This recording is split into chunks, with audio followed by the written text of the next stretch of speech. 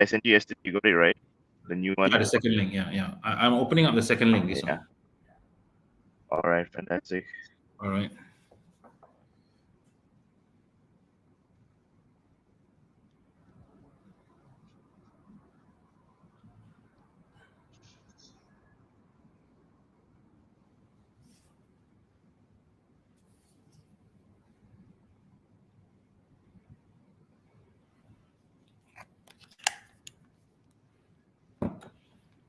All right.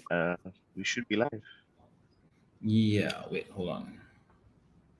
No worries. There's nobody in yet. They need to. Yeah. Then make sure you give them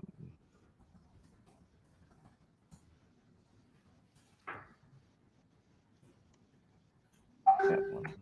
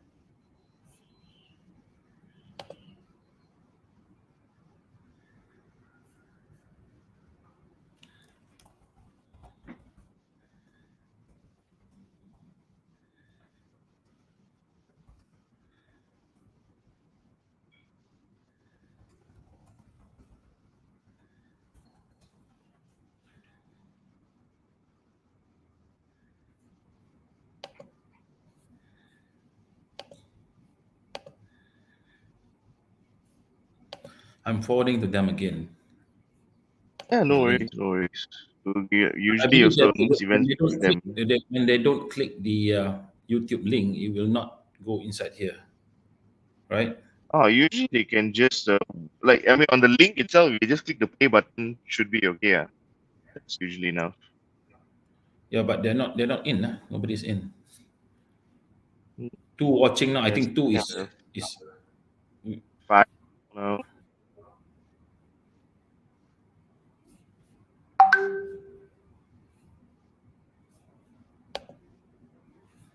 Hmm. Let's just wait, Dharma. We need to get the students in. Yeah. No worries. Usually, most events also we give about 10 minutes. Let them all Mm-mm. gather in. Yeah. Mm.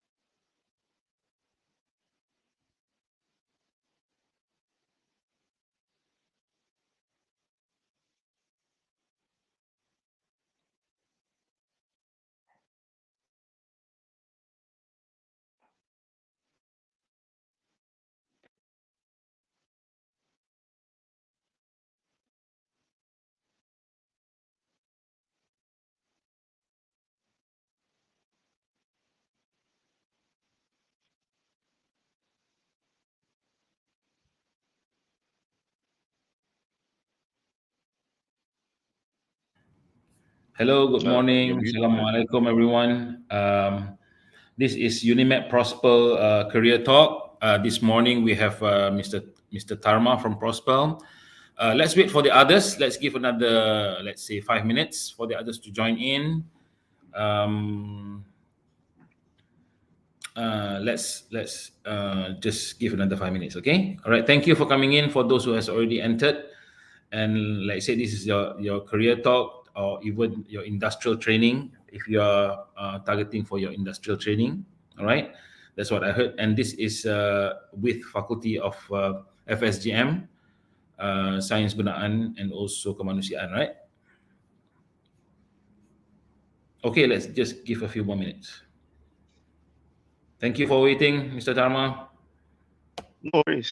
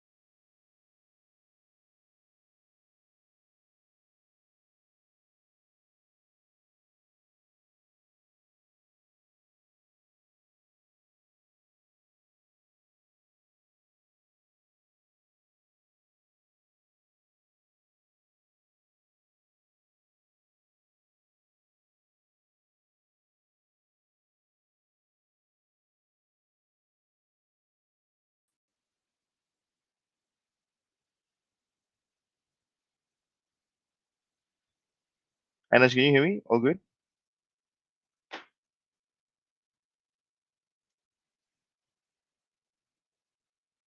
You're muted, Najee. I can't hear. Okay. Yes, yes. Were you offline or Oh, you just off your camera or what just now? I still Can can't you hear hear you, me? Anaj. Can you hear me? No? Yeah. Hello? Hello, hello, hello, hello. Hello? No? Hold on.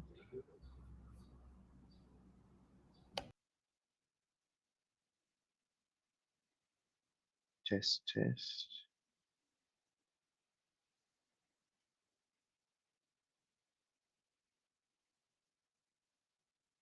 Hi guys, thanks for joining. I think just as Mr. Naj was saying, we're gonna give your friends another few minutes, and then we'll start the talk.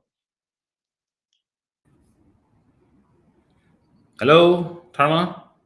All good now. All right, good. All I right. think we can run the intro video first while we have Okay. this. All right. Sounds We good. just we Yeah. just we just go with whatever we have this morning. Is that okay? Yep. Yeah, of course.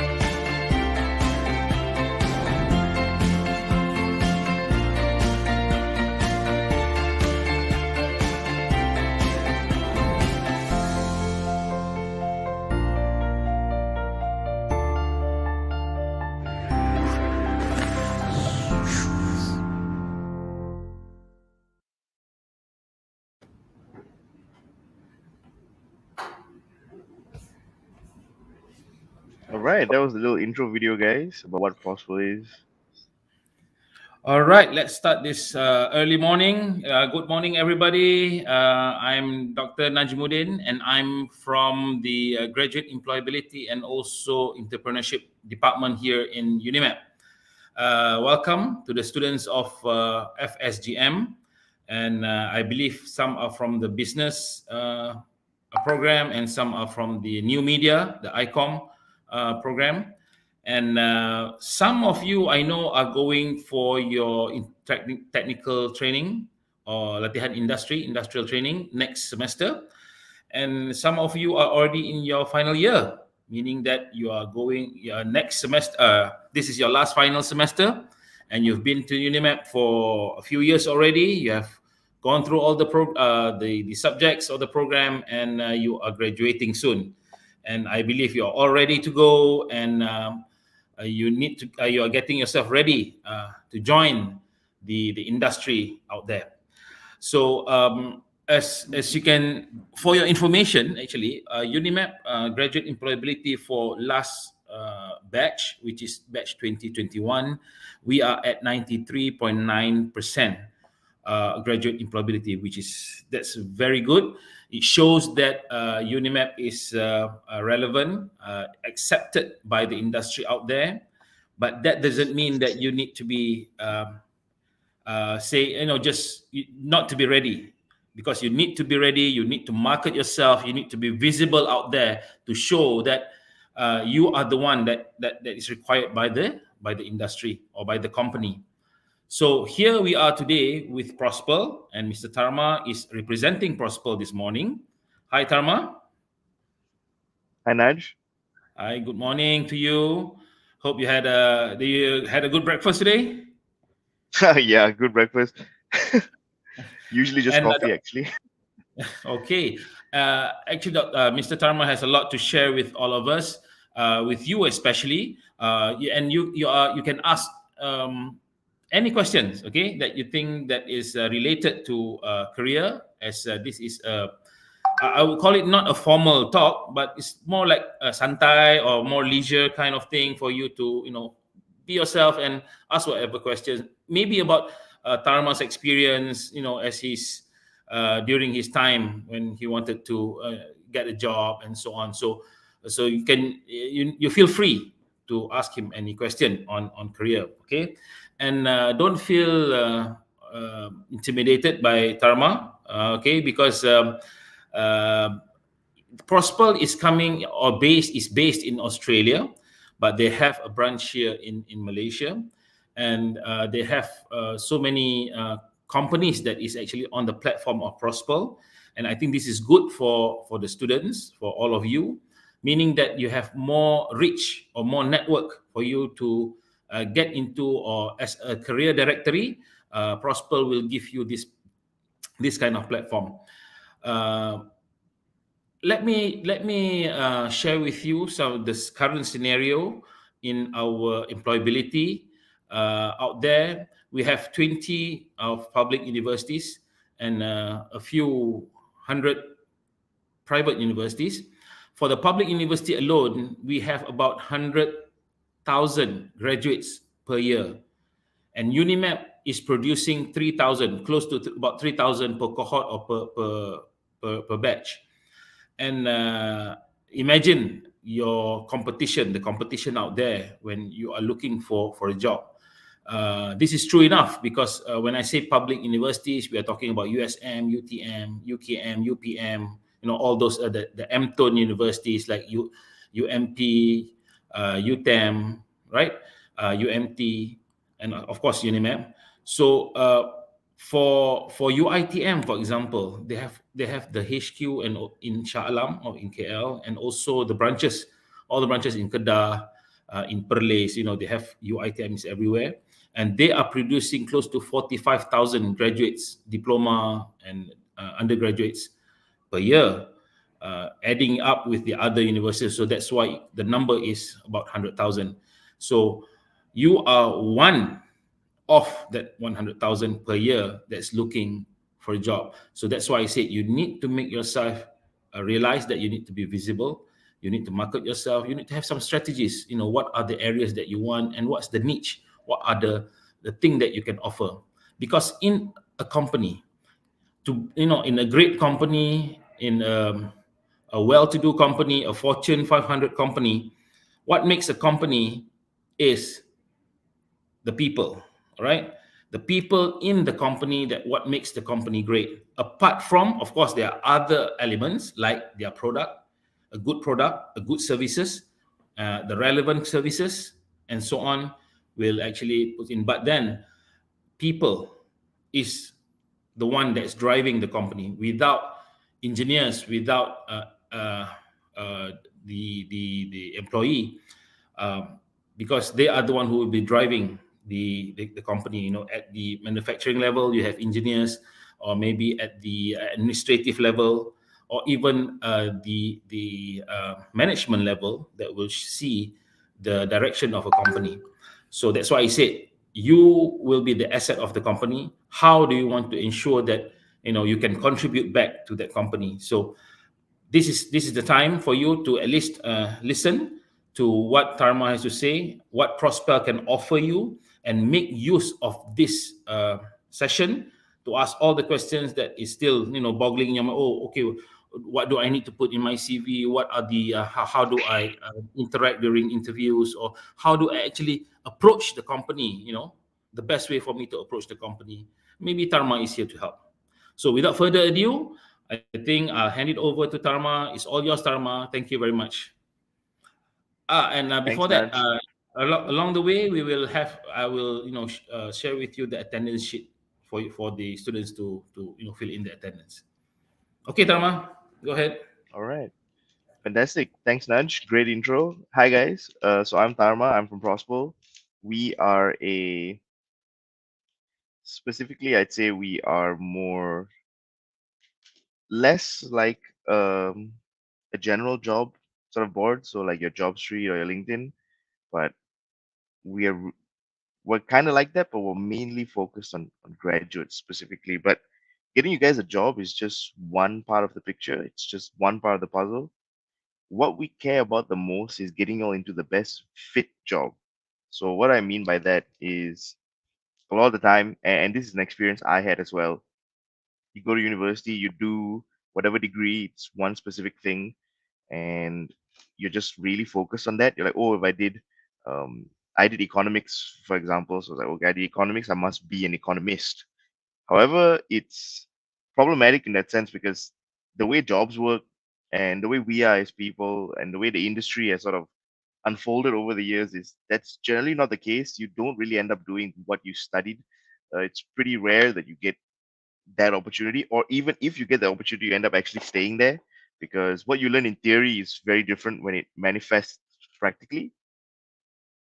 So that's kind of where Prosple sits, right? And that's kind of what I really loved about Prosple and why I took this job because it showed me that, oh, I can just help kids get into, a first job that's not just the best job for them, that's not just a job for them, but it's somewhere where they can actually have a career, they can actually, set themselves up for success in the long run as opposed to the short term. And that's really what amazed me more than anything about Prosper, why I took the job, for example. And I'll get more into it as I go on. Like, I have a ton of random stories to tell you guys just in terms of my own experience. Because when I left university, I went into investment banking as like an economist, right? Something to do with numbers, it's close. But it didn't really like, hit it for me. Like, I was there and I was like the work, but you realize work is a lot more than just the job that you're doing. There's so many other factors to what a job can be and what a job is. And, you got to realize that from the get go. And the biggest disadvantage I'd say any graduate has, and it's definitely a disadvantage I had, is you just lack the network because the network is what gives you the information essentially. Um, and without that, you're really at a shorthand. You don't know where to go. You don't know what places are like, and that's kind of where Prosper sits. We sit in this little corner where we don't just want to get you a job, but we also want to be the thing that you can lean on to give you the support so that you can actually find out, oh, okay, what's it like to work at these companies? And I'll show you how we do it later on, but that's sort of the last part of this seminar. Right now, I'm just going to focus on career basics, and I want to show you guys, what exactly you should be looking out there in terms of how do you find a job for yourself, how do you see a job fitting well for yourself, what kind of strategies you should be employing, how you should be doing your CV well, what kind of structure you should have. So I'll cover all that and I try to breeze through as casually and as not so long-windedly as I usually go because I can talk for ages. But yeah, let's just sort of jump into it. Now, if you guys have any questions, if you're on the YouTube link, you just throw in the chat box. I'll get all your uh, chats here, so don't worry about it. But if you have any questions, ask it to me at any time. I think it's more important that I can answer your questions than me just talking and you guys listening. I mean, yeah, I definitely have a lot of great things to share, but as people share, the people that are listening are always curious. Throw it out there. Throw your questions out there. Don't be afraid. Like Naj was saying, this is a casual chat more than anything. I want to talk to you guys. I want to see what's on your mind. And yeah, if I can leave here helping y'all, get through some barrier, that's more than a win than anything else. So yeah, let's jump into it. So who am I?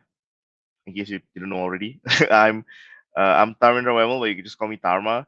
I am a BA in Economics and Development Studies. Fun fact: when I went to go do my degree, I actually went to go do law. I did a year of law, and I was like, no, I can't do this anymore. Just wasn't for me. And then I switched to econs. I've always loved econs. Development Studies. I literally found out about this degree at university. It's a combination of anthropology, sociology, psychology, and how you apply that, sort of like building, breaking societies, communities, etc. Really piqued my interest. Actually, ended up being the thing I loved more than economics, and I've always been an econs nerd my whole life. But yeah, so that's really like a good little snapshot of me, right? Like I'll jump into anything as long as it's interesting, and I don't even have to know too much about it. And I think that applies to a lot of people in life. Like if something piques your interest enough, you're gonna love doing it, and you're gonna enjoy doing it. So don't be afraid to try something new. Don't be afraid to try something just because it seems interesting. That's the first piece of advice I have for you guys. I study at SOAS. It's one of the universities in London. And yeah, I'm a partnership manager at Prosple. I do Singapore, I do India, I do Malaysia, kind of all over the place. But yeah, even finding this job was not the usual cakewalk. And I'll get to that as we go on, right? So what we're going to cover today: working out what job you're going to love. We're going to talk about the graduate job landscape in general. We're going to talk about what employers are looking for, how to show employees they have the right skills, and I think this is really the most important part.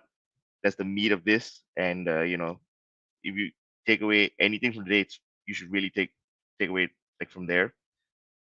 How to get your foot in the door, and thinking outside the box, looking at different career options. Because like I said in the beginning, right, we don't really end up doing what we studied. We kind of silo ourselves. We put ourselves in this little box where like, oh yeah, I studied this, so I'm going to do that. But it's way more than what you think. The working world is a big ocean, and you don't even know what you're going to get yourself into. So what are we solving for, right? How do we actually look at this whole, what I want to work as, what I want to do kind of situation? So this is the little Venn diagram, and these are really the three things in life. When it comes to like mostly any job, where it's like, what do you love doing? What's going to pay you well, and what are you good at? And you see, at any given time, if you cross just the any two, there seems to be some, it's not ideal. So if you do what you love and you're good at it, you're really happy, but you're not going to make a lot of money. And unfortunately, we don't live in a society that lets you just chillax your whole life. uh, and also, if you do what you love and it pays very well, now it says here that it's just a dream. That does happen, but it's not, you know, common. It's fine in between. Um, and if you do what pays well and what you're good at, you're rich, but you're bored, and you may be thinking like, that's not a problem. Like as long as I have money, that's fine. And I do agree with that to some extent. But trust me, if you're bored at a job, it's actually kind of the worst thing ever. You spend 8 hours a day at a job minimum, including lunch. It's probably a little bit more commute. And if you're bored, it's gonna eat at you like nothing else. I was just talking to a friend about this the other day, where she was telling me, "Oh, it's you know, am I learning? Am I making money? Do I have time for myself?" Like these are really the things that you kind of look at as you end up working more and more. And if it's any one of those two, it's okay. But at any given time, you want all three, right? You want to be making a decent amount of money. You want to have the time to yourself. You want to have that work-life balance, or, and the respect of your time. And you also want to be learning, because if you're not learning at a job, you're not being challenged. And if you're not being challenged, you're going to stagnate. And look, no job is forever. You know, anyone, the people who work 10, 15 years, 20 years at a company, sure. But those people leave and they do something else. And it's because after a while you stagnate. There's nothing to do anymore. There's no progression. So you always want to be in a position where you can learn, where you can be challenged. But different folks, different strokes. Everyone has their own preference. But just from my experience, from what I've heard, if you're not being challenged, you're not gonna enjoy yourself in the long run as much as you may think you will. So ideally, you want all three, right? Because that's a win. Uh, you know, you get paid well, you do something you're good at, and you're doing what you love. And I say what you love even is kind of subjective. What you love doesn't necessarily have to be like, oh, you're working like doing a hobby. It can literally be just something that makes you happy to some extent, or something that you're proud to do, or something you didn't know about, and then as you did it, you find a lot of meaning in it. You see you're making a good impact, be it in anywhere, be in your personal life, be it in the general larger scale of society. That's being that can be what you love. So again, I think when it comes to jobs, especially looking at everything through a very broad lens, is going to help you guys the most in terms of looking for something and finding something that you love. Um so once we've done that, we're kind of agreed that okay, we got to do all three things. Working out what you're going to love is kind of about being self-critical and about being self-aware. You know, you got to look at these things and you got to see whether what you like, where do you live on this spectrum. So we'll go through it one by one. In terms of like, do you prefer being comfortable or do you prefer being challenged? You want to sit in a job and just do the job every day, and nothing's going to happen and you're comfortable, or do you want to be challenged, every day? Every day it's a new task, every day you're getting thrown in the deep end, every day you're kind of on your own and you got to figure out things for yourself, or do you want to sit somewhere in the middle? These are questions you got to ask yourself. And only if you know where you sit on this, are you going to be able to make an informed decision about what you want to do for yourself. And like I said in the beginning, right, you may be looking at a job as a paycheck, and look, to a great extent it is. We do work jobs to get paid, no one's working it for free. But you also got to make sure that you make a decision that's aligned to who you are as a person, because that's only going to survive it. And that's the only way you're going to enjoy it, and that's the only way you're going to do well at it, without having to force yourself to get out and go to that job every day, which is, trust me, it's not a fun thing. Other than that, do you like being managed, or do you prefer autonomy? Do you like it when you have a manager that's constantly telling you what to do, that's giving you that structure, or do you like the autonomy? Do you want to be free? You get the task and it's okay, here's the deadline, here's the task, go do your thing, come back whenever, as long as it's done on the day. That's all that matters, as long as it's done up to a specific standard. Or do you want something in the middle? Do you feel like, or you hate being managed so directly, you don't like people breathing on your neck, and you feel like, oh, if I'm left too free I can stray, so I want to be somewhere in the middle? That's okay, but you gotta ask yourself, what do you like more, right? Do you like working from a headquarters? Do you like working in office, or do you like working remote? So I really thought I liked working in the office. I like the social aspect of it. I thought it was cool. You go out, you have lunch every day, and I think everyone should have that experience once in their life. I think it's key. But the more I worked, the more I realized I love working remote. I love the freedom of working remote. Be it, if I need to go somewhere in the middle of the day, I have an errand to run, it's not going to be a problem. Or even if I just don't feel like working here, I don't feel like working at home, I want to leave, I want to go work somewhere else, I want to go work at a beach, I want to go work, you know, in a different state, I want to go work in a coffee shop, even I want to go work with my friends. I can do that. Working remotely has given me that power, and I only realized that actually because of COVID, because that's when I was given the chance to work remote. But I was actually at a different job at the time, and they were like, "Okay, come back into office." But that's why I realized, like, nah, this is not for me. I don't like the commute. I don't like getting up early in the morning. To spend just an hour of my day going somewhere else. And my office wasn't even that far from my house, so I'm sure that people that have it much worse than I did.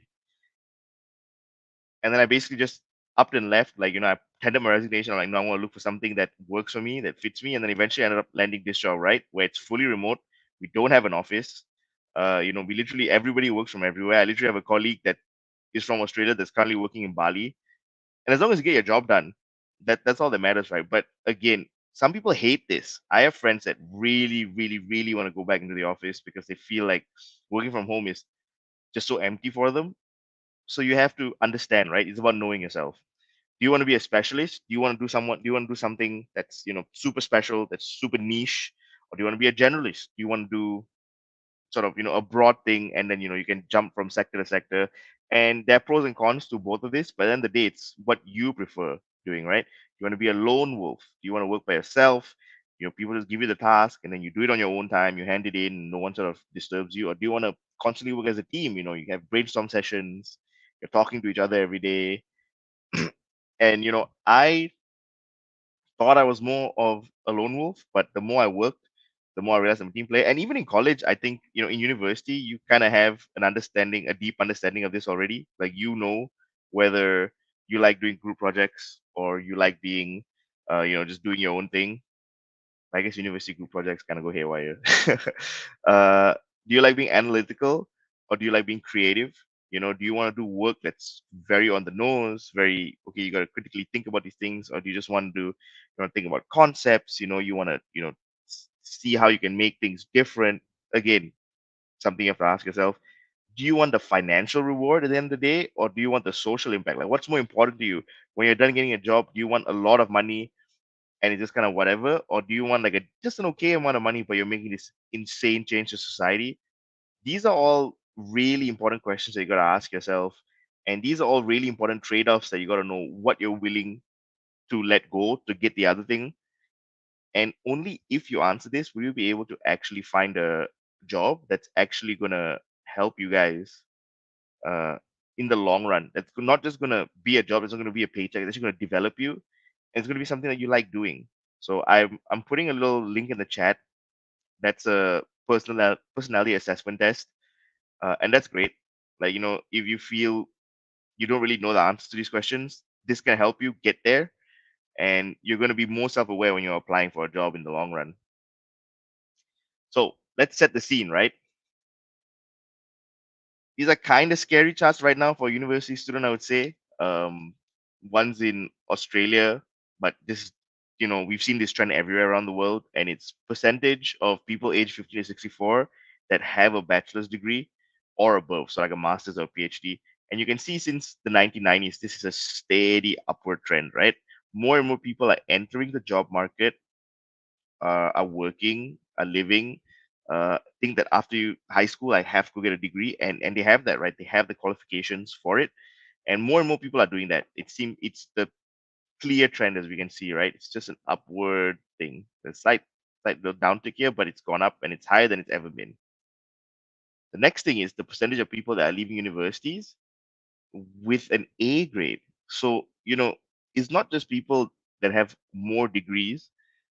It's people that have more degrees of a higher qualification. These people are leaving with distinctions. People are leaving with first class honors. These people are leaving with, being the valedictorian, etc. I mean, they have not just the papers to say that, oh, I did this. They have the grades to say I did this well.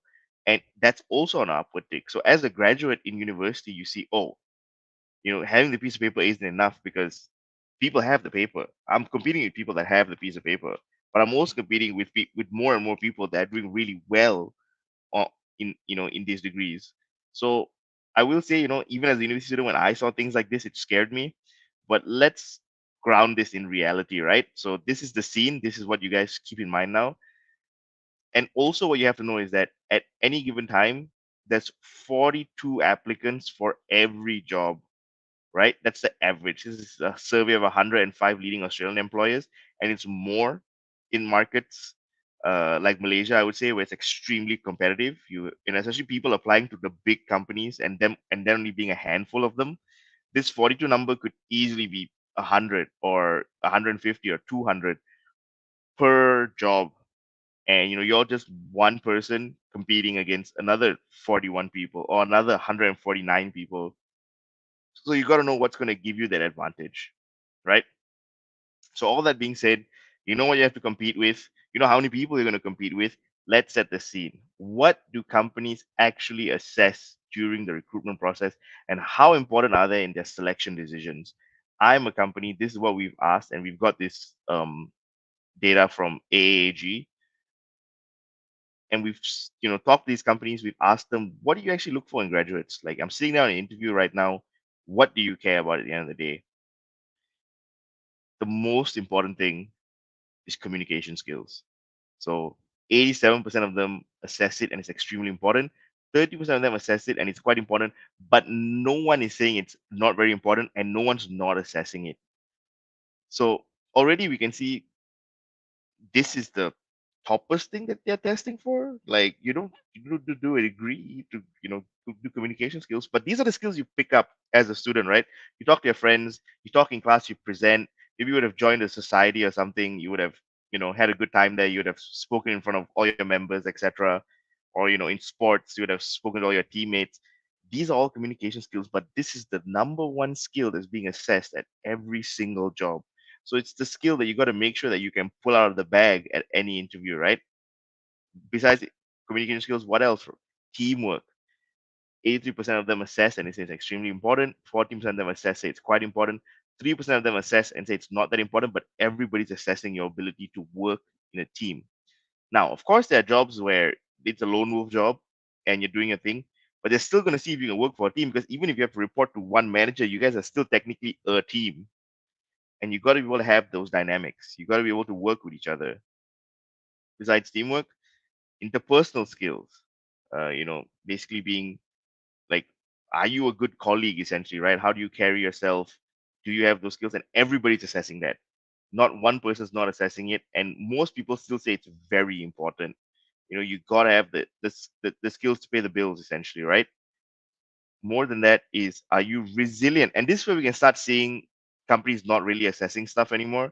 But resilience is still key, right? If you get a task and it's difficult, are you going to stick through it? Are you going to go and learn what you have to learn? Are you going to go ask for the help that you need help so you can complete the task?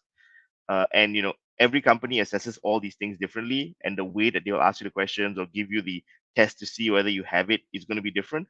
But it's something that they're going to test you on.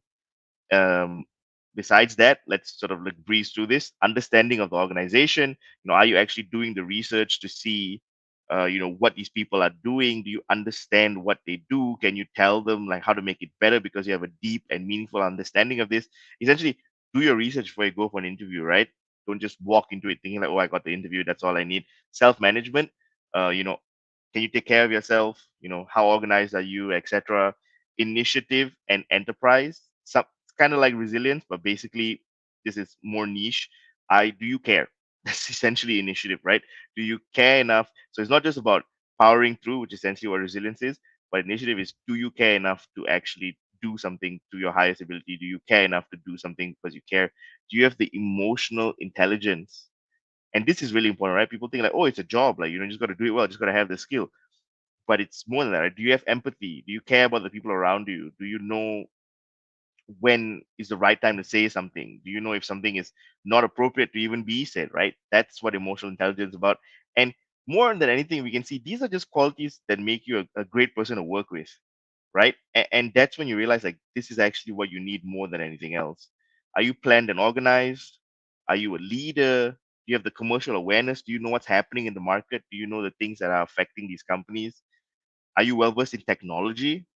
So, these are all really important skills, and they're things that you should be aware of. And you can see that, okay, yeah, maybe more and more companies, stop assessing these things. But these are all things you can learn on a day to day, just living your life, right? And even if you don't have the full time to apply this, even if you do a little bit every day, you can become better at every single one of these things. And there are also things you would have picked up just doing your degree. Do you have relevant work experience? This is pretty down there, but I'm sure it's something that everybody would have talked to you about in university, right? Oh, I can't apply for X thing because I don't have the relevant experience to do it, and you get scared. Maybe you get demoralized. You don't apply for something, you stop yourself because you think like, oh, I didn't do this internship, or oh, I worked in Starbucks and it's not, relevant to the job that I'm applying. Don't let that stop you. Only 8% of people assess it and say it's very important. 40% say assess and say it's quite important, but there's a good 50 plus percent that don't really think it's any problem at all. And that's really something you should keep in mind. Uh, Last but not least, university grades. So if I were to bring you back to the little graph that I showed you just now, yes, more people are graduating with a bachelor degrees. More people are going to the work, more people are going into the employment sector with a degree, and more people are doing well in those degrees, but less and less companies are assessing that. It's the last thing on the list. 11% of people care about those university grades. They, maybe they care that you have a degree, and they're going to look at it and it's going to get your foot in the door. But once that's done, it's all of these things that are going to carry you: communication, teamwork, interpersonal skills, resilient, understanding of the organization. These are the skills that are going to help you pay your bills, that are going to help you be relevant, be a good colleague, be a high performer in your office. And these are the things you should always keep in the forefront of your mind. When we're done with this, you guys can check this out on YouTube. Like, you can scrub through it. You can come back to this and you can see like what's important or not. But yeah, so scary charts, yes. More competition at a higher quality, yes. But something I don't have to worry about if you get all those other things in the bag. And it's something I believe all you guys can do. So what are the skills candidates are missing, right? We talked about this, we looked at this and we see what they're assessing. But once we actually talk to companies and through the people that they are interviewing, what are they lacking the most? It's basically this. So even though they test for communication skills, they feel like more graduates lack an understanding of organizations. More and more graduates are rocking up to interviews just thinking like, yeah, I got this, it's in the bag. They don't care. And yeah, basically they're not doing well. So the best piece of advice I can give you is make sure you're prepared, right? Don't take anything for granted. Do your research before you go in for any interview. Know what the company is about, know what their competitors are about, commercial awareness again, you know, have a few, decent ideas. You don't have to come there and change the company. You don't have to be revolutionary. but just be ready to be creative, be ready to answer questions about the company and what they do, and you're already going to have a massive upper hand in every interview. Relevant work experience, 50% of them say this is what candidates most lack. But as we can see, even though candidates lack it, they don't really seem to care that much. It's just they're mentioning it, right? Communication skills, resilience, emotional intelligence. So it's all the skills that we can see kind of dwindles down. But these are things that, you know, you can basically prepare for before an interview. You can tell yourself, oh, I need these things. And you can tailor it to specific interviews that you have and the specific companies that you're going to apply to. And you're already going to be a star candidate there. And you're going to do well in those interviews. And that's something you should definitely keep in mind. So, how do we show employers you have the right skills? And how do we show employers that, you can essentially do these things, right? That you have the communication skills, etc. What are employers looking for? How can we demonstrate these skills? Give me a second, yeah, guys. A lot of talking. So yeah, employers are looking for communication skills, teamwork. We've talked about all these things. How do you demonstrate you have them?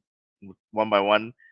First, obviously, taking a leadership role. I think this is the lowest hanging fruit in terms of like going to university, joining a society, joining a sporting team, and becoming Satiausaha or going becoming president. That's gonna help you because it already demonstrates that you have the initiative. It already demonstrates that you have the leadership skills and that you have to communicate in these roles. You have to be a team player. You have to have the interpersonal skills because you're working with different types of people. um but look, even if you say like you're in your final year, I don't have the shot to do this, there are plenty of other ways to demonstrate that you have these skills. uh, there are plenty of societies that you can join outside of university that's like for people that have left university, and you shouldn't let that stop you. You shouldn't let something like this stop you from applying, or you shouldn't let something like this demotivate you. Essentially, more than that is casual work, temporary gigs, freelancing. You go work at an event as a you know as a waiter. You go work at Starbucks. You just do freelance gigs. All it's essentially the same, right? Because you still have to have all these skills to do any one of these works. It's just different ways to get to the same destination. Contribute to your university's clubs and societies, um, and showing that you have those contributions. So even if you win a leadership role, even if you did something while you were there, you participated in an event, or you helped them achieve something, you're part of that team, even in any shape, way, or form, even if you just went for the thing, you can talk about that. And it shows that, again, you have initiative, you have resilience, and those are things companies care about. Take a study abroad semester. Now, this is something not everybody has the opportunity to do. If you do have the opportunity, grab it by the throat, do it. You'll learn so much. But if you don't really worry about it. And look, you can even study abroad after university. There are tons of um what am I looking for? Like post grad options to become to go and study overseas, and it's a lot of them are scholarships, and a lot of them will pay for you to go overseas to do that. So that's great. Something like the Chevron scholarship is going to give you the opportunity to go overseas and study for free. And the only condition is you got to come back and you're going to work in Malaysia, which I'm sure none of you guys have a problem with. Um, take on a role in a sporting organization or a team. Again, whether you're a player, not even, or even if you're just a water boy or the person doing the posters, these are all important things because it's going to give you the opportunity to build these skills and to showcase these skills as well. So anything works. Have a unique hobby and an interest. Be an interesting person. Go and do the things you love. These are things companies care about. We're not just books. We're not just robots. You don't just go to university and do one thing. It's um it's spread out, right? And having a hobby and caring about that hobby and doing that hobby well is something that's also really important because you know it shows that you care about a specific thing and you're willing to take the time and invest in it and become good in that. And that hobby can be anything, right? It can be gaming, it can be golfing, it can be anything you want to do. And it's gonna help build these skills, and it's gonna help showcase that you know it's gonna help showcase that you care. That's essentially it, right? That's what a hobby does more than anything else. Volunteer and fundraise. So go and work at a society, go and work at a charity, go and help people out, so literally you can go to any charity that's nearby your university, any charity that's near your house. You can help them for a day, you can help them for 2 days, you can become involved extremely fully. You can raise funds amongst university for a cause that you care about, be it uh Palestine, whether you care about these things, you can raise money for that. And it shows again all of these skills, right? But all of these things seem slightly different, but they all achieve the same thing here. And that's something you got to keep in mind. Launch a small business, a startup, a side project, and it doesn't even matter if it fails, right? Just launch it, just jump right into it, do your thing, do a little bit of market research, have an idea, see whether it takes off. And it's the same value as any one of these things, right? Take a short course to gain a micro credential, go to something like Coursera or edX and do something that you care about over there. Any micro credential courses are essentially, it's a course about a very specific thing. And when you're done, you get like a cert in it. If you can't do the paid version, if you go to websites like Coursera or edX, you can do this thing where you audit the course and you do it for free. So you actually don't have to pay. You just don't get the credential at the end, but you can still put it on your CV. You don't say you did it. And that's really the most important thing is you have the knowledge, right? So jump into that and basically take any opportunity to practice public speaking. Join Toastmasters, collaborate, work in community projects. The best thing I ever did was join debate, and I hated debate, but my friend forced me to join. He was like, oh, you talk a lot of nonsense, so you should probably join this. And it was the best thing that ever happened to me because it's the one skill that I could use over and over again in everything I did. And it gave me a lot of confidence to work on the fly as well. Like if someone gave me a thing where they were like, oh, you have 30 minutes, to present this, or maybe I'm backed up, like I'm doing other things, and then I realized that, oh no, I have a presentation for school. It was never something that I sweated about. I was like, oh yeah, it's cool. As long as I kind of know what's happening, I can talk for ages anyway. But I learned that skill at debate. I didn't just have that skill beforehand. And Toastmasters is actually the same thing. They give you a topic, you got X amount of minutes to talk about it. But doing these things to build up your public speaking, your confidence as a public speaker, the confidence to present your ideas, that's going to help you forever in your life at every job. I've gotten jobs just because I could talk. Because they're like, oh yeah, you're comfortable talking to executives, you're comfortable presenting your ideas, and they've been like, okay, yeah, like this is the edge for against you and another candidate. So take that in mind. Don't think it's just like a whatever thing. Communication skills are the number one skills companies test for a reason. It's because it's such an advantage and it's something you should always care about building. And there are plenty of situations where you can put yourself in to develop these skills.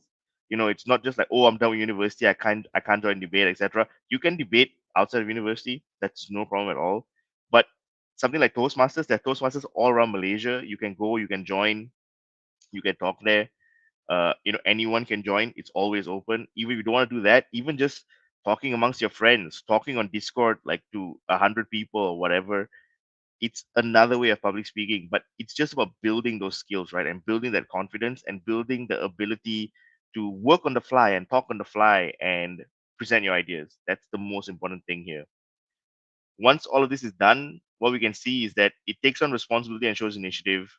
It makes you an interesting person with a depth of character, and also it's gonna help you pass the airport test more than anything, which is what that is you sit down at the airport, you see a random guy, you strike up a conversation with him. Are you gonna keep talking or are you gonna like walk away?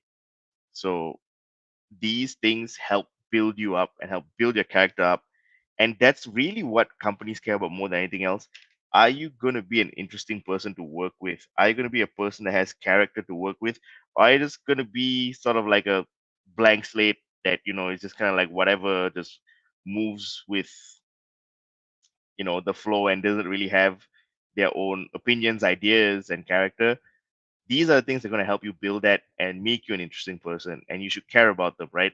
You may think having a hobby is just a hobby, but I promise you having a hobby is something that can really help you, relate to other people. I've done a lot of random things my whole life. I played a lot of sports, and it has always helped me be relatable to people in a lot of situations. It's helped me bring up a nice topic that's similar that we can both bond about, and it's help build those relationships, right? And that's what working at any job is. It's essentially relationship building.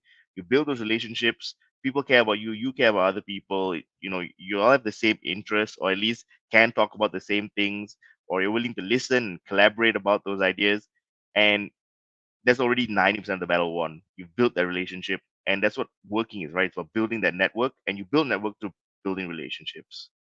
So how do we bring this all together? Very simple. On any one of your CVs, the only thing that I ask you to do is 10% of it's your education. You can very briefly put what I didn't even put what high school I went to. For me, it was just what university I went to, what are the relevant courses I did, modules in university, to what business I was applying for, how long I was there, and that's about it. I don't even put my grades. I'm just like honors and good enough. The most biggest chunk of my CV is my relevant experience, the jobs I've worked, the part-time jobs I've worked, the sporting communities I've joined, what leadership roles have I had, have I won these speaking awards, etc. What kind of skills I have, essentially, like outside of speaking, like what can I do on a computer, etc. That's what most of my CV is, because that's the stuff that's actually going to make you stand up to other candidates. Like we said, most candidates are going to come in with a degree already, but all this other work experience, all this other general experience you've had, all these other skills that you've developed over time, be it like, oh, I can graphic design, I can make presentations, I'm good on Microsoft Excel. These are all really, really important skills that a lot of people don't have, and you can put it on your CV, and you can stand out, and you can be the difference maker. So don't think it's just a whatever thing. Highlight it in your CV, show it there, and make sure it's most of your CV, because that's gonna give you the edge when you hand in your CV. Everybody has a degree, but besides the degree, what have you done? You know, what are the interesting hobbies that you have, and have you like done anything? Have you participated in a local competition? Have you, if you like running, have you done a marathon? These are all things you can put on your CV, and you may think like, oh, what does that have to do with work? It doesn't have anything to do with work, but it shows that you have initiative. It shows that you care, and it shows that you're an interesting person that does interesting things outside of just going to university and doing your degree, and that's really important more than anything else. Now, timeline wise, what are we talking about here, right? You essentially start work at the end of university. For example, we use January, but this can be anytime, can be March, whatever. You're in your final year of university now. Let's kind of work backwards. So graduate applications close in March. This is in Australia. In Malaysia, I think they actually close in like August. Yeah, I'm pretty sure they close in August. So you guys have a good amount of time. So that's good. You probably, if you did an internship or if you have any jobs, it's probably winding down now. It's already winded down already. Because I'm sure you guys are studying for your final year, right? I'm not mistaken. You would have done your summer internships. So anyone that's not in final year here, you can use Prosple to do internships as well. It's not just jobs, so don't worry about that. So you start building your strong CV in about June this time, right? In your final year. So this is about a 4-year university. Malaysia is about 3. But yeah, so you start building your CV now. You start throwing everything together. You start drafting it. You bring it up to your counselors. You ask them if it's good, and then the critical period for laying the foundations generally first and second year, because you would have done a lot of this. You would have had the time essentially to go, join a club, do a study abroad semester, start, really caring about your hobbies, launching a business. But I want to let you guys know that if you are in your final year, you can do all these things now as well. There's nothing that's stopping you from, joining a club, or like starting a business, or, picking up a hobby. Nothing can stop you from doing those things, and nothing should stop you from doing those things. Everyone needs time to wind down. Nobody's studying 20 hours a day. So, manage your time up, split it up, study for like 6 to 7 hours, take a break, go do a hobby, go do something you love, refresh your mind, stay sharp. And yeah, build yourself up essentially, right? You have the time to do all these things now as well as before, and you'll have time going on. But the important thing is that you do it. Don't ever tell yourself like, "Oh, time is running out. I can't do it anymore. I'm going to graduate university." Yeah, you're literally hampering yourself. You can learn any skill you want online. I know friends that have graduated in like accountancy, done something, basically worked as an accountant for a while, did not like it, learned how to code online, and now they work as like software developers. They don't even have a degree in that. They just picked up all the skills online. But the important thing is they started, Yeah, it took time, and when they were like learning how to code and stuff, 6, 7, 8 months, and they really had to sacrifice hanging out, etc. But now they're working in jobs that they love. They have more time to themselves, and like I said, there's all those trade-offs that we were talking about at the beginning of the seminar. If you can make those trade-offs, you know what you want. It's going to help you pick careers and pick jobs that are actually going to like appeal to you as a person and make you feel better. So, how do we get our foot in the door? How do graduates find their first employer? What's the process we're going to take right now? So, this is generally the break. 30% of people use other means to show how, be it their own internal connections, etc. 12% of people use a university's career service. So you go up to your career center in university and you basically tell them you're looking for a job. They give you suggestions, you apply. 29% use job advertisements. Be in the newspaper, online, you're scrolling through Instagram, you see a job, you see, you're like, oh wow, okay, I can do this. And they get sent a text. Or the most people find out what they want to work at, how they find their first employer is through networking. It's through making friends, it's through building relationships. Like I was saying just now, they put themselves out there, they market themselves, uh, and that's how they find their first job.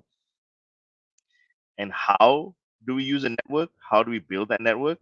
So networking channels work best obviously through a direct employer approach where you literally directly go to the employer, you write an email, you go to a career event, you walk in, whatever, you just find a way to get there. Family and friends, you have your dad, your mom, your teachers, your friend's mom, they may know someone somewhere that you're looking to work and then they hook you up. Work context or work network. You guys are working a part-time job right now. They know people, so these aren't necessarily your friends. They're kind of like your colleagues, but you see them every day, so you build a relationship there, and then they help you out, or they may know someone that can help you out. College faculties or lecturers, you go up to your teachers, you go up to someone in your faculty, you're like, oh, I'm really looking to work in this industry. Do you know anyone that can help you? And then they extend their hand, they help you. Career fairs and information sessions. So going for a career fair, coming for information sessions like this, finding out the resources you can use to actually like go out there and approach employers. Because I think the worst thing about being a student is that you don't really know what you gotta do. You don't really know who to apply to, and you're very, sort of the information you have is very limited. So you want to give yourself the sort of best opportunity you have. You just gotta go out there, put yourself out there, go for everything you can go for, and it's gonna give you the best shot at it. What strategies can you use to network? So these are the things you use, and this is how what channels there are to get the network, but what strats can you use to the network? Attend career fairs. So you're doing a good job now. I'm pretty sure your university has a career fair that's coming up next month, in the middle of next month, or if I'm not mistaken. And come for information sessions, come to stuff like this, see what's up. Ask for introductions. Don't be afraid. Ask your friends. Call, old colleagues that you used to work with. Go look for the alumni in university and write to them and see if they can help you. And these are all proven strategies that work. So don't be afraid. Always be ready to put yourself out there, and it's going to help you the most, right? It's going to give you the highest return. Use LinkedIn. As LinkedIn is an extremely powerful tool.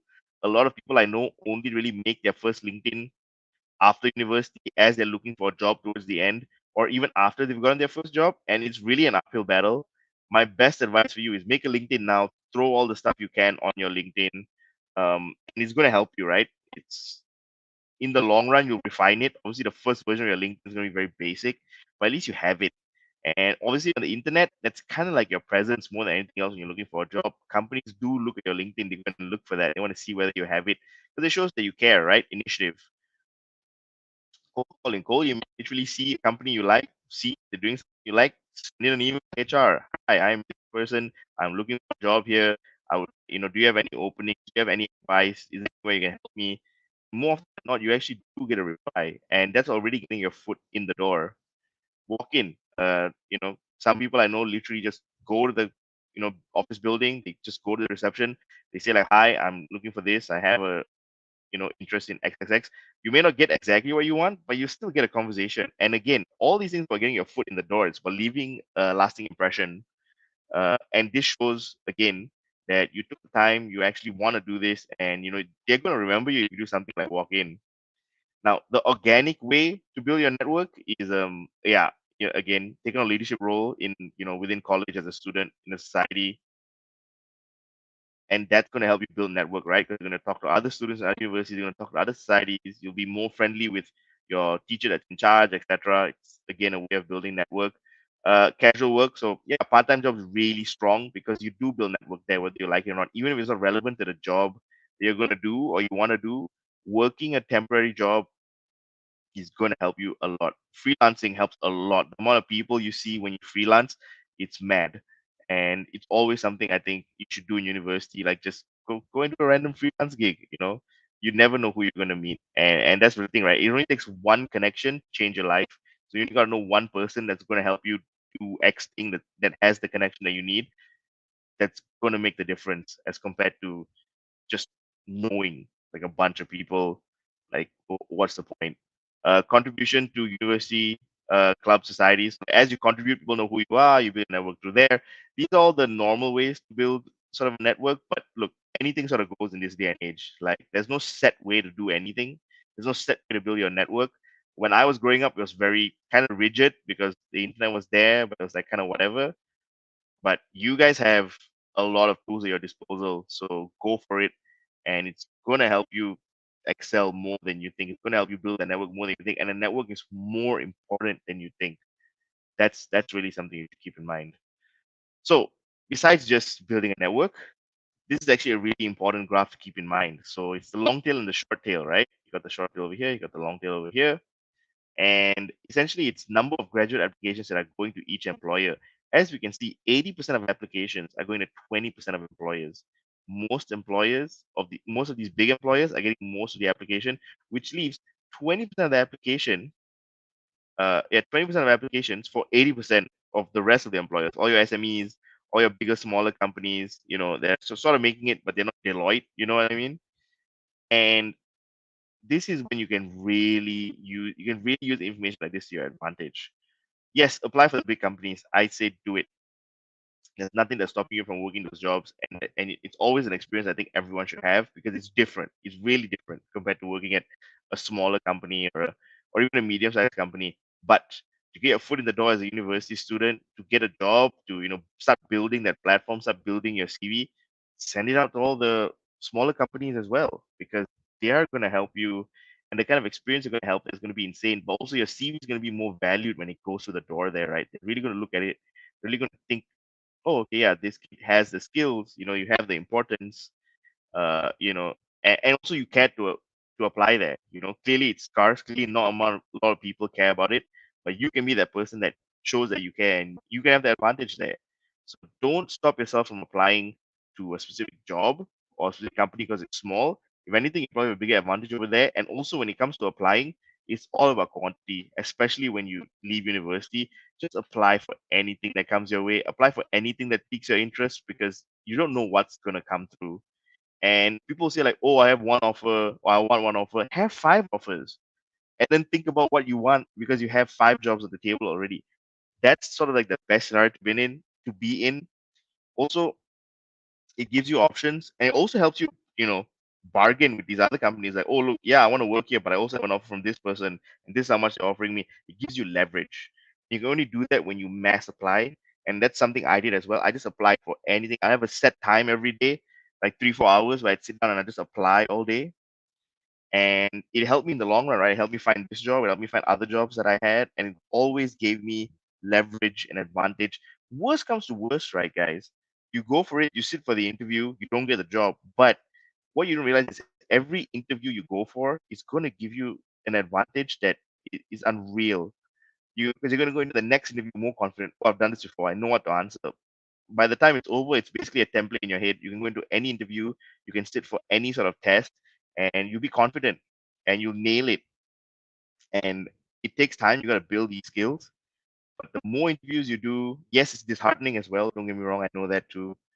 But the more interviews you do, the better it's going to be in the long run, and the more prepared it's going to make you be as an employee, as someone that's looking for a job.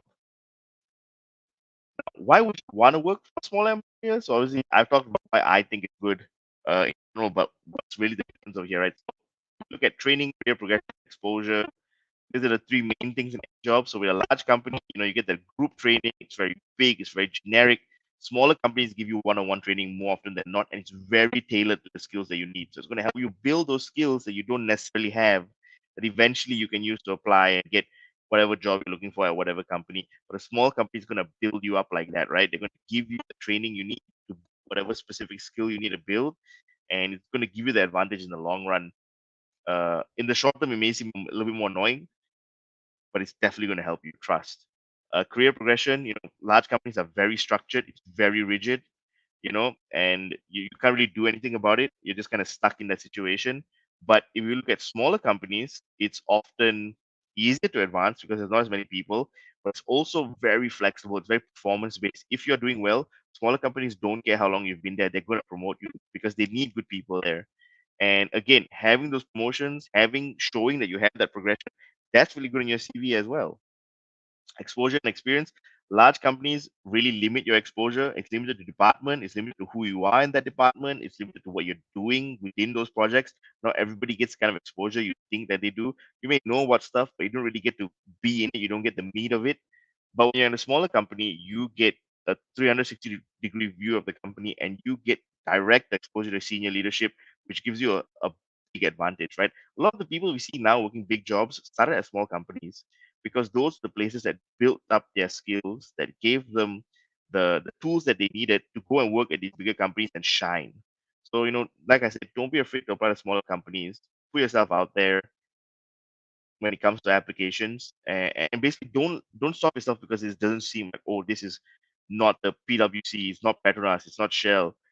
Trust me, right now, yes, if you get the job, go for it, do it. If you don't get the job, don't be disheartened. Take anything that comes your way because it's going to build you up more than you think. So the summary is simple, right? If you're working at a large company, you're a small cog, you're a small gear in a huge machine, and part of a large team with limited responsibility. But if you work in a small company, you're thrown in the deep end, right? Immediate responsibilities, and they can see the impact of your work, right? If you're doing good work, small companies will see that immediately, and that's a big advantage for you guys. Now, how do you find these small employers? Family and friends, work contacts, college faculty and lecturers. Just ask around. They don't really advertise and stuff as much. A lot of them also don't go to career fairs, but they'll always give it a shot. You can use LinkedIn. LinkedIn's great because you can search for the number of employers, so you can really dwindle it down. You can only get the small employers. And obviously Google Maps. Like literally just put something you're looking for, and it's going to give you a bunch of companies that you can look at, and even that's going to be great for you, right? What's around you. More often than not, it's always the SMEs that are around you, and there's a huge advantage. And also, you have tools like Prosple. I'll show you guys how to use that in a second. But yeah, besides just small companies and small employers, another good way is just non-traditional careers. Many graduates are degree agnostic. So 26% of sorry, many graduate jobs are degree agnostic. So 25% of them are hiring from one single area of study. So, oh yeah, okay, you do a specific thing and you do a specific job. 26% of jobs are hiring from all areas of study. Like they don't even care what you do. As long as you apply and you're the right candidate, you're done. The other 15% hire from 6+ different areas of study. So you have a good shot. It's a good balance. 34%, basically the remaining 2 to 5.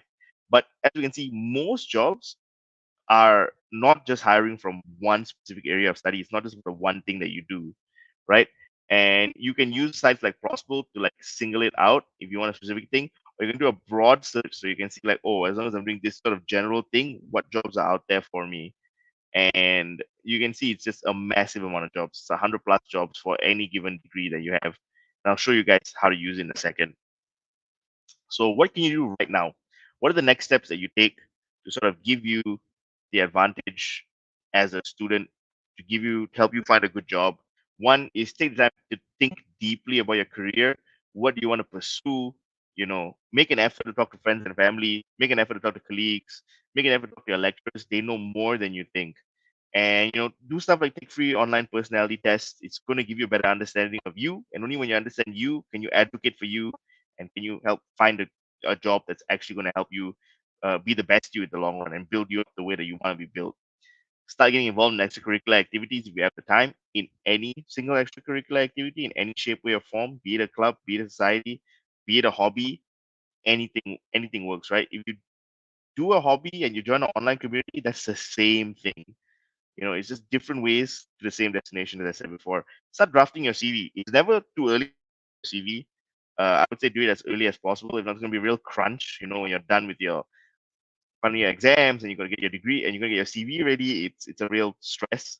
So just sort of start drafting it. It doesn't have to be complete, but as long as the draft is there, it's going to help you. You can always come back to it. You can add a little bit as time goes on. Uh, if you need CV templates and stuff, we can drop that for you guys, no problem.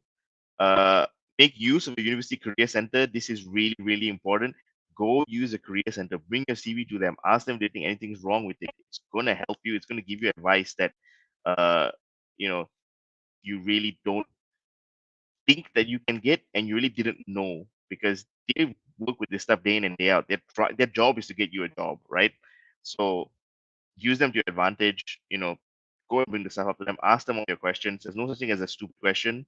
Ask anything that you want to ask. Essentially, create a LinkedIn profile, as I said before. It's really good to have a LinkedIn profile. It's really going to help you build your um, network. So don't let that stop you. Don't let that hinder you. And start applying for internships. If you're in first, second year, there's no regret for any opportunity. And essentially, what we like to call it is a try before you buy. You know, Go to an internship, see whether it's nice, and if you like it, yeah, okay, go look for jobs there. And in Malaysia, there's a very established pipeline of working the internship and then getting the job there, because they like who you are already. You've had a good time. People. You have built a network. So yeah, these are all things that are to your advantage, and these are all things you can start doing now. That's going to give you the upper hand. So before we move into questions, I would like to show you guys how to use Prosple. And I'm specifically going to show you how to use your UniMap career directory. So the link's been going down there this whole time, unimap.prosple.com.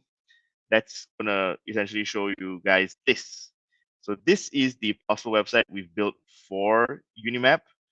And it's specifically for you guys, specifically get the kind of jobs that you're looking for and you want, and it's extremely simple to use. So the big difference from this compared to jobs to your LinkedIn is it's just graduate jobs, and you're only competing with other graduates. You're not competing with anybody else. So that's going to give you guys the up end over there. Also, because of the kind of relationships we have with companies, they know, okay, Prosper graduates would have gone through the whole process. Uh, you know, it's not just looking at a JD and applying. You would have looked through all these things. You would have looked through all these specific information that's going to give you context.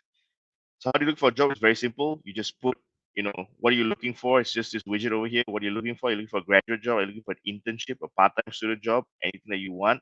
Let's say for this instance, graduate job. I hear most of you are in final year already. And what are you studying? So right now it's humanities, if I'm not mistaken. So you just click humanities and you just click the search button. That's all you gotta do. We do all the work for you. You don't gotta tell me anything else. You're gonna tell me who you want to work with. You don't have to tell me what kind of industry you want to work in. We make the companies that post the jobs tell us what degrees can apply for each job. And it's not just the companies that are posting the jobs, it's also the countries. So you're not just locked into Malaysia. We have jobs from all around the place, so you guys can apply for jobs all around the place as well. Don't let that stop you. See what's out there, see what you guys love, and shoot on an application, right? The thing about Prosper, like I said before, is every day, we have more jobs coming in. Today it may be 100 something. Tomorrow it could be 300. The next day could be 500. Next day could be 80, and then the day after that it could be 1,000. But that's the thing about jobs. They come, they open, and they close. So we have the teams that are, pushing the jobs out here for you. Your job's just to apply. That's the main thing, right? And like I said before, when you're a graduate, what you want to do is mass apply, because mass application is what's actually going to help you get the kind of opportunities that you're looking for. So apply for all the jobs that you want. Even if it's not within humanities or whatever, just look if you like it, apply if you think you have those skills. Like I said, as you can see, most companies look at all these other skills before they look at relevant experience and even your grades. So don't let anything stop you. Apply for anything that piques your interest, because you never know what's going to come to your table. You never know what company is going to look at your CV, be like, oh, this guy's interesting. Let's at least give him an interview, right? And that's all you need. You just got to get your foot in the door. You just got to get that one interview to essentially give you a shot at getting any job that you want. So go to Prosper. We upload jobs every day, and just look and apply and see what you like. Don't let it stop you. Uh, Don't let anything that may seem like, oh, makes you feel a bit uncomfortable stop you. And like I said, it's not just about it's not, I was saying before, right? Prosper specifically built for the university student. So one thing that I want to show you guys is, if you were to click like, this, for example, every company we work with comes with essentially this, right? You got your reviews, you got your day in the life, you got your graduate stories, and it's to help give you guys the kind of context that you need so that you can make an informed decision. So when I click reviews, it's really reviews from graduates that are working in these companies specifically. You can see the pros, you can see the cons, but also we go deep, right? What's the career prospects like? What's the culture like? Are you satisfied working there as a graduate? What's the office environment like? Are you satisfied with the salary? So we also try and get salary information for you guys. And if we have it, we'll put it on the job description itself. It'll be there. You can see the job, you can see the salary, because that's going to help you make a decision, right? So we try and get all the information for you. So before you even apply, you have all these questions answered. You can go see graduate stories. It's these graduates telling you what it's like to work there and their experience. You can go to day in the life stories. It's literally what it is. It is day in the life. You can see what it's like to work in the office. I'm going to give you guys the insider information you're looking for to see if it's kind of the environment you want to work in. You can see their little stories, etc. And this is what we do, right? This is the kind of information we try and get for you guys, so you can make an informed decision. So that's Prosple. That's the website. I hope you guys use it. I hope you find your job there. It's being updated every single day. So, don't worry about it. But yeah, now it's pretty much the end of the session. I have an attendance link to give you guys. So please fill it up. But yeah, you guys have any questions? Cool.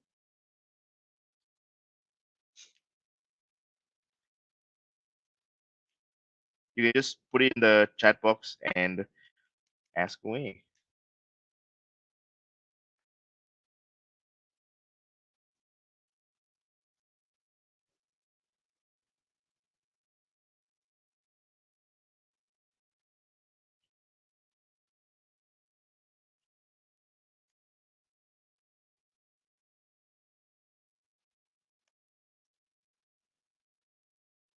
The link I just posted is the attendance link. So I'm sure your teachers need that. But yeah, we'll give it about 10 minutes for questions if you guys have any. So I'll just wait out here for you guys. And then if that's all done, we can wrap it up at 11:30, 11:34.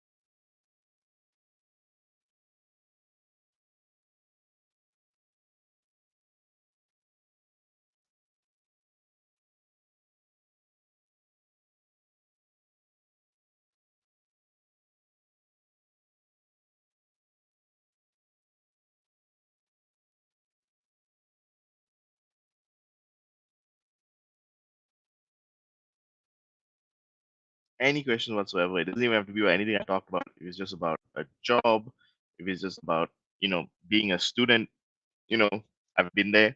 So by all means, ask away.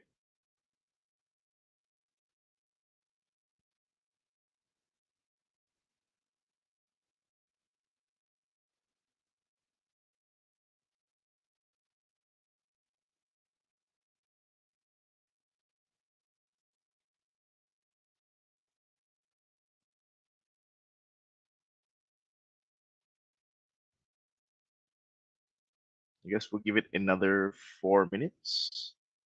If oh, that's 3 minutes.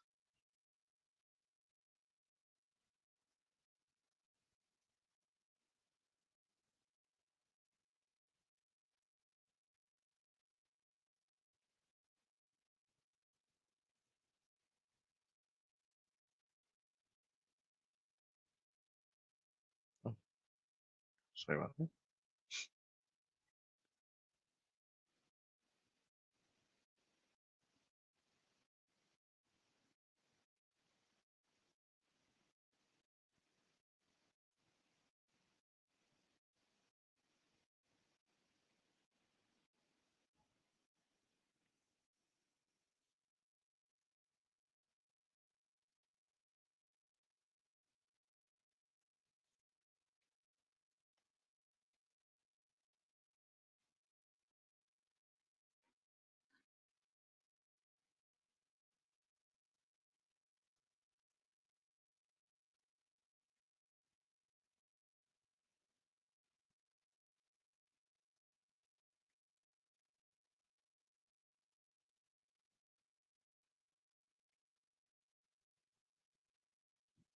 By the looks of it, I guess you guys are all good. If you have any questions, uh, shoot me an email.